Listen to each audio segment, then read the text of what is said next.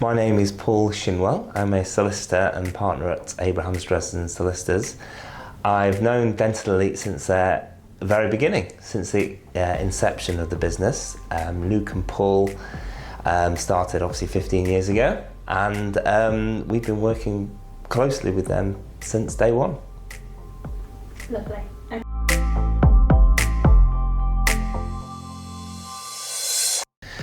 I think the obvious thing that springs to my mind is the shift in firstly the type of practices that are being sold and the type of practices that are sought after.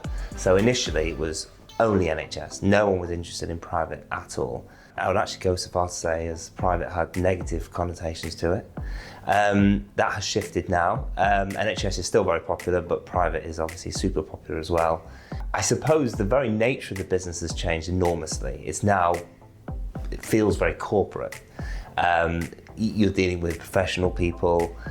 Everyone seems to understand numbers, the importance of numbers and valuations and EBITDA calculations and banks and mortgage rates. Whereas when I started, people really did not have a clue.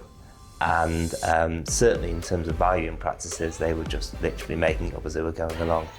I think they generally just multiplied turnover by 2, which, as we know, doesn't work anymore. But the whole industry has really just become more corporate and professional and I guess more efficient.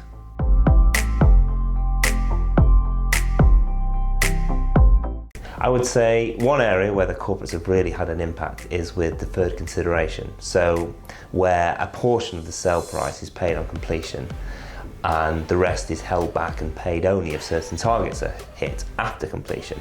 So while that concept existed before corporates got involved in this market, they didn't exist in this market. So I'd say they've brought that. I would say generally the corporates have brought a closer examination of the numbers and generally on the due diligence side of things. So of course with corporates you have private equity often behind them, and you have banks and you have boards of directors and financial boards and all the rest of it.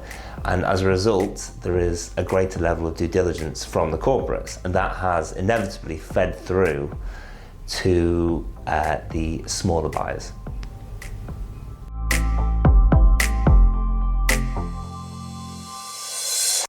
Well, Dental Elite, hopefully they won't mind me saying this, but Dental Elite themselves have changed significantly over the last 15 years. As you would expect, when they started off, they were perhaps developing their systems and developing the way that they did things. But over time, they have become a very efficient and professional outfit, whereby they are really quite tooled up in every area of the process. So for example, they saw that the CQC side of things was causing a delay to the deals, and often a significant delay to the deal. So they had the bright idea, why don't we do the CQC applications ourselves? And because it helps us as much as it helps everyone else, we're not even going to charge for it. And that was a very sensible and clever move, not least because it's very appealing to the clients, but also it means that the deals get done quicker and they get paid quicker. They've brought a new approach to valuing and questioning valuations, especially done by the bank's valuers, which probably we hadn't seen before.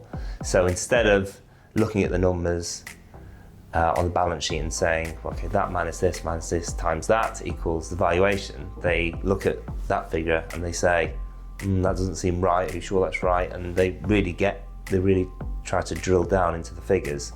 That's not really something we'd seen before. Obviously, this has all just created a more professional environment. I think they were among the first to bring it into this industry. I think EBITDA existed as a concept, not that I had any idea what it was or what it related to, but I understand that it was widely used in other industries, but it certainly wasn't used in this industry. And yes, they're at the forefront of that concept.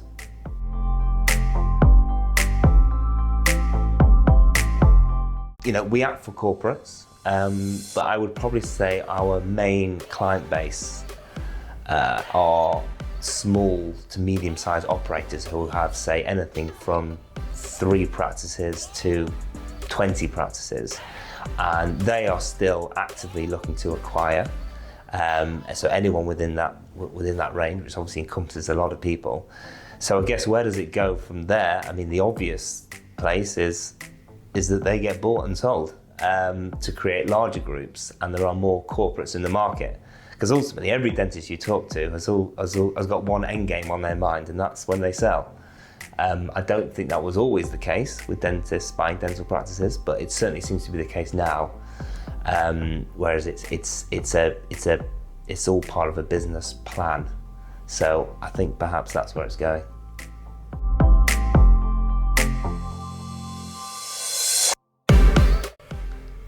Well, there was one time Russell and I went to an event with you guys, Dental Elite. I have no idea where it was, but I can tell you it was a coastal area. The only reason I remember that is on the way home, Luke was ruthlessly following the directions of the sat-nav. Obviously, this was pre-Google Maps. And he was following it so ruthlessly, without any questioning, that he actually nearly drove us into the North Sea.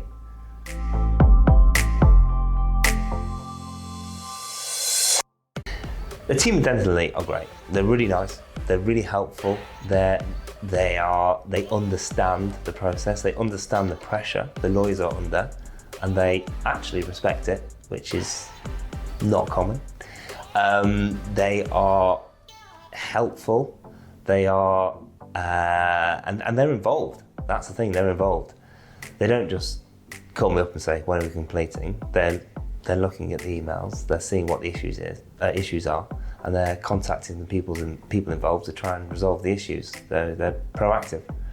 And, you know, at the end of the day, everyone's got the same aim, and it's an aim shared with Dental Elite. Of course, it's a business at the end of the day, and they make money from the deal going through. But they really act on that, and they make sure that they've done everything that they can possibly do to iron out any wrinkles and get it through to the end.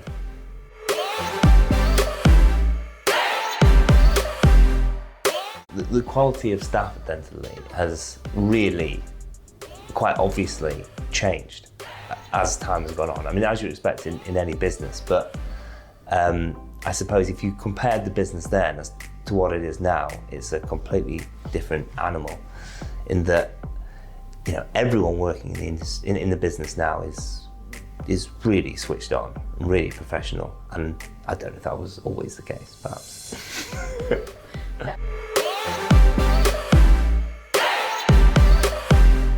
I would probably say Phil. Phil he's a great valuer. He's smooth with the parties. He's efficient. He works very hard, and he's a nice guy.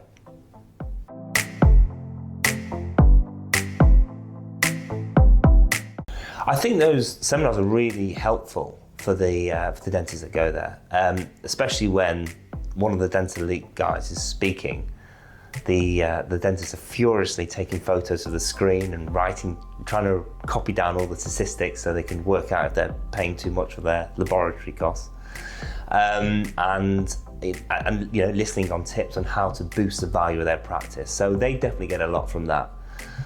Sometimes they fall asleep during my speeches, so I'm not sure how much they get from that, but definitely the Dental Elite ones have a big impact.